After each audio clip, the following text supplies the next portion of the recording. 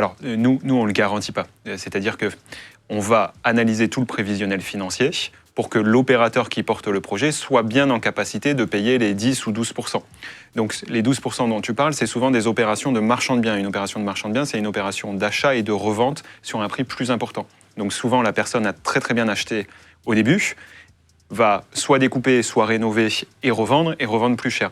Et donc, nous, on va regarder qu'elle fait à minima 30% de marge par rapport à son prix d'acquisition. Sur ces 30%, ben, là, la capacité d'en reverser 12%. Donc, nous, notre job, c'est d'analyser le prévisionnel financier. Là, quand on va financer ces complexes de paddle tennis à 10% par an, à peu près, en rentabilité, ce que je vais analyser, c'est est-ce que le chiffre d'affaires de son club va être suffisant pour payer les 10% de l'argent qu'il va emprunter. Donc, c'est mon travail de regarder des comparables, donc de regarder d'autres clubs à travers la France, de voir quelle est la rentabilité d'un club de paddle. Tu regardes ce qui se fait. Là, il y a un benchmark. Et tu vois.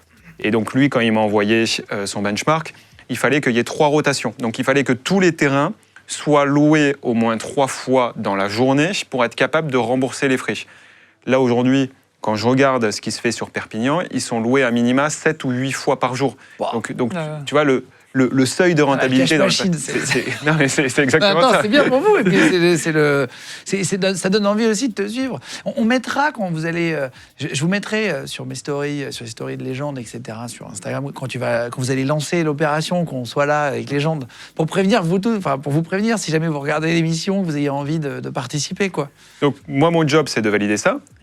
Après, si finalement tu n'arrives pas à payer tes 10%, tu es en défaut. Donc, comme auprès d'une banque, tu ne payes pas tes intérêts. Donc, moi, je prends une hypothèque pour sécuriser les investisseurs. Donc, c'est-à-dire que je vais prendre une hypothèque sur son bâtiment. Si David n'est pas capable de payer les intérêts, en fait, moi, je saisis son bâtiment et je vais le revendre aux enchères. Il n'y a pas de risque comme ça, tu permets de limiter la perte. Ouais, ton risque, c'est que je ne sois pas capable de le revendre aussi cher que l'argent qu'on a prêté. Donc, c'est pour ça que je vais quand même lui demander un peu d'apport. Mais le risque, il est là-dessus. Mais en tout cas, tu ne perds jamais 100% de ton capital parce que moi, j'ai mis une hypothèque sur le bien immobilier. Si par exemple, vous allez voir, il y a des offres, c'est assez facile, il y a marqué les mois, et puis la renta, ça va assez vite. Hein.